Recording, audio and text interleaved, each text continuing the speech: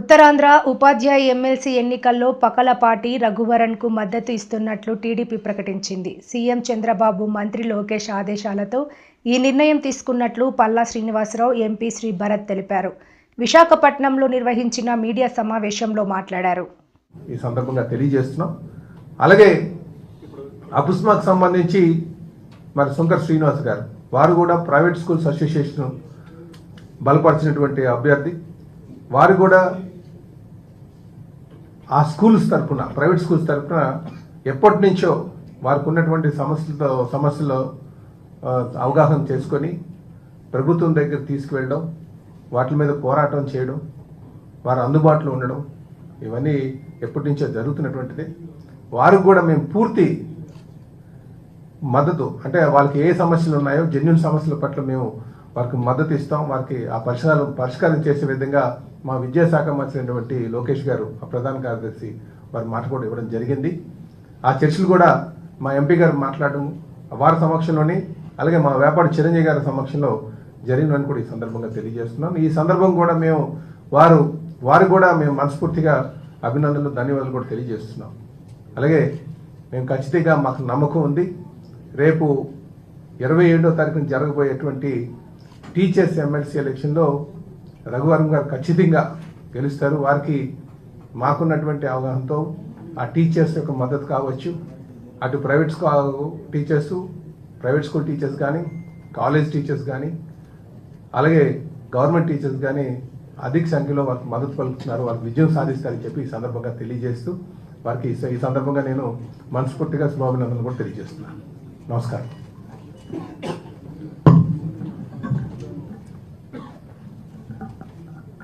అందరికీ నమస్కారం అండి. ఇవాళ పల్లా గారు చెప్పినట్టు జరగబోయే టీచర్స్ ఎమ్మెల్సీ ఎలక్షన్స్ గురించి సపోర్ట్ పలకడం, మేజర్ అప్డేట్స్ కూడా మీతో షేర్ చేయడానికి ప్రెస్ మీట్ పెట్టడం జరిగింది. చిన్న స్టోరీ మీతో షేర్ చేస్తాను. ఇంచుమించు 2 ఏళ్ల క్రితం గ్రాడ్యుయేట్స్ ఎమ్మెల్సీ ఎలక్షన్ అయ్యేటప్పుడు వ్యాపారి చిరంజీవి గారు అభ్యర్థిగా డిక్లేర్ చేసిన తర్వాత యునానిమస్గా ఒక మంచి అభ్యర్థికి సీట్ ఇచ్చారు అండ్ డెఫినెట్గా గెలుస్తారని ఒక పాజిటివ్ ఫీలింగ్ వచ్చింది.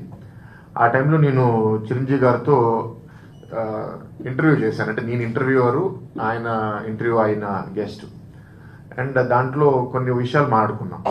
సమాజంలో మంచి జరగాలంటే ఏం చేయాలి అంటే, అప్పుడు ఏ సమాజం అన్నా బాగుండాలి అంటే విద్యా వ్యవస్థ బాగుండాలి, ఏ సమాజం అన్నా నాశనం చేయాలంటే విద్యా వ్యవస్థను నాశనం చేస్తే చాలు, సమాజం కూలిపోతుందని. అప్పుడు బ్రిటిష్ రాజ్యం వాళ్ళు కూడా భారతదేశం గురించి ఆలోచించేది. కొన్ని మాట్లాడుకున్నాం.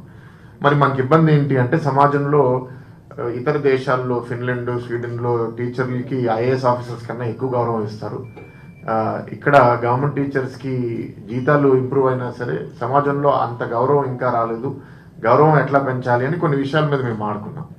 అప్పుడు ఇట్లాంటి ఆయన ఆ మెజారిటీతో గెలిచిన తర్వాత నాకు అనిపించింది ఏంటంటే, మంచి వాళ్ళు, ప్రత్యేకంగా టీచర్లు కూడా ప్రజా జీవితంలో వచ్చినప్పుడు పనిచేస్తే సమాజంలో దానికి ఒక గుర్తింపు ఉంటుంది. అండ్ ఇప్పుడు మనం చిరంజీవి గారిని చూస్తున్నాం, 2 సంవత్సరాల నుంచి కూడా అదే నిజాయితీతో పనిచేస్తున్నారు. ఇంకా మేము అంటాం అలాగా పాలిటీషియన్స్ దగ్గరికి కొంచెం లౌక్యం రావాలని, బట్ ఆయన మాత్రం ఓపెన్గా మాట్లాడతారు. So that is good.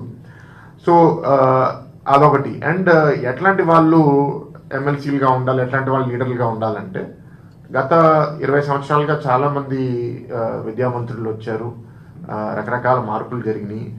And కొన్ని సందర్భాల్లో కొన్ని వింటే నాకు చాలా బాధగా అనిపిస్తుంది. ఏంటంటే, ప్రత్యేకంగా ఈ గత 5 సంవత్సరాల్లో డబ్బు ప్రవాహం పెరిగిపోవడం, ట్రాన్స్ఫర్ల కోసం, పోస్టింగ్ల కోసం, ఏదో కుల పేరుతోనో రాజకీయ అఫిలియేషన్తో ఏదో చేయడం. సో గవర్నమెంట్ ఎప్పుడైతే విద్యా వ్యవస్థకి అర్థం చేసుకోకుండా వ్యతిరేకంగా ఉంటారో, అప్పుడు మనం కూడా వాళ్ళ భాషలో మాట్లాడి వాళ్ళతో పైరవీలు చేసి చేయడానికి అవసరం ఉండొచ్చేమో.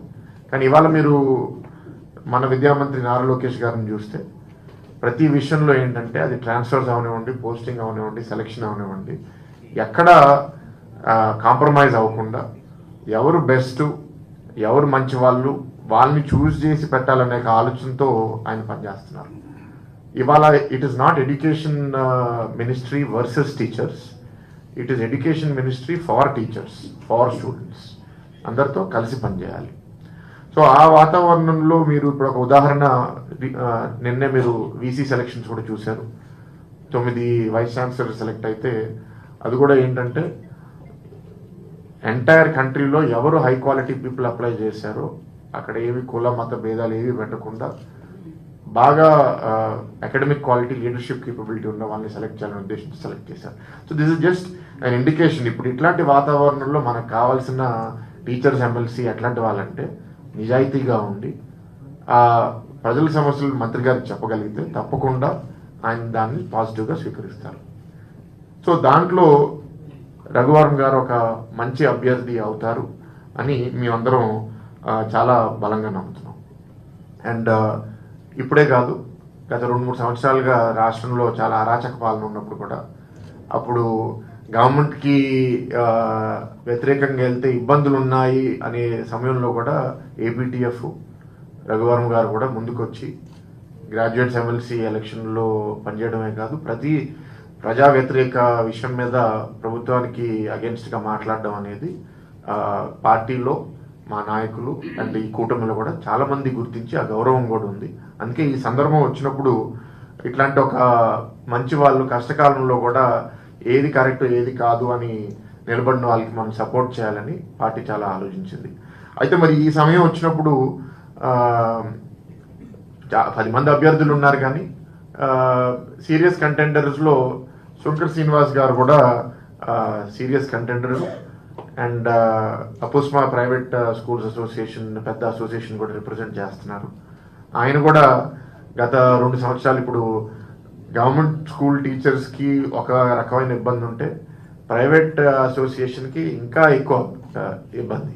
ఎందుకంటే ఆ కాలేజ్కి ఏదో స్కూల్కి ఏదో తిరకాసు పెట్టి ఆపిచ్చేయడము, అడ్మినిస్ట్రేషన్ చేయడం, ఇలా రకరకాల ఇబ్బందులు ఉన్నాయి. ఎందుకంటే చిన్న చిన్న ప్రోగ్రామ్స్ మేము స్కూల్స్లో కండక్ట్ చేయాలన్నా సరే వాళ్ళ మీద రాజకీయంగా ఒత్తిడి పెట్టి మీరు చేయడానికి వీలు లేదు అని చాలా మంది పెట్టారు. అయినా అపుస్మా అండ్ ఇక్కడ విష్ణుప్రసాద్ గారు ఉండేవండి, శంకర్ శ్రీనివాస్ గారు ఉండేవండి, గత 2-3 సంవత్సరాలుగా ప్రతి దాని మీద మద్దతు పలకడము. అండ్ నేను కూడా చాలాసార్లు వాళ్ళతో వేదిక పంచుకుని అసలు టీచర్ల గురించి, విద్యా వ్యవస్థ గురించి చాలా గురించి మాట్లాడాము. అండ్ ఎలక్షన్స్ కూడా హోల్ హార్టెడ్గా వాళ్ళు ఏంటంటే వాళ్ళ ఏదో స్వార్థంతో కాదు, రాష్ట్రంలో మంచి పాలన రావాలని శ్రీనివాస్ గారు కూడా ఇతర అపుస్మా లీడర్స్ అందరూ పనిచేశారు. సో ఇవాళ నేను ఏం చెప్పానంటే శ్రీనివాస్ గారికి, ఇద్దరు మంచి వాళ్ళు పోట్లాడి మూడో అభ్యర్థి గెలిస్తే ఏదైతే మనం లక్ష్యం అనుకున్నామో విద్యా వ్యవస్థని ఇంప్రూవ్ చేయాలి, అది కొంత దెబ్బతినే అవకాశం ఉంది. సో ఈ సందర్భంలో నేను మీ అందరూ రిక్వెస్ట్ చేశాను శ్రీనివాస్ గారిని దట్ మీరు సపోర్ట్ చేయాలండి. కానీ ఈ టైంలో జరిగిన పాజిటివ్ ఏంటంటే గత 8 నెలల్లో ప్రైవేట్ స్కూల్స్ అసోసియేషన్ అపుస్మాతో సహా మంత్రి గారిని కలవడం జరిగింది. వాళ్ళ ఇష్యూస్, సమస్యలు ఆయన ముందు పెట్టినప్పుడు ఆయన 2 వెంటనే అక్కడ నిర్ణయించి ఇది చేయగలుగుతామని చెప్పారు. మిగతా 8 నేను స్టడీ చేసేదాకా చెప్పడం జరిగింది. సో అప్పుడు ఆయన విధి విధానాలు, ఆయన మాట తీరు చూసి ప్రైవేట్ అసోసియేషన్ కూడా ఒక మంచి మంత్రి వచ్చారు, ఇంత మనం పనిచేయాలనే ఒక ఆలోచన వచ్చింది. సో ఆల్రెడీ వీళ్ళు దానికి పాజిటివ్గా ఉండి మేము కూడా పార్టీ తరఫున రిక్వెస్ట్ చేసిన తర్వాత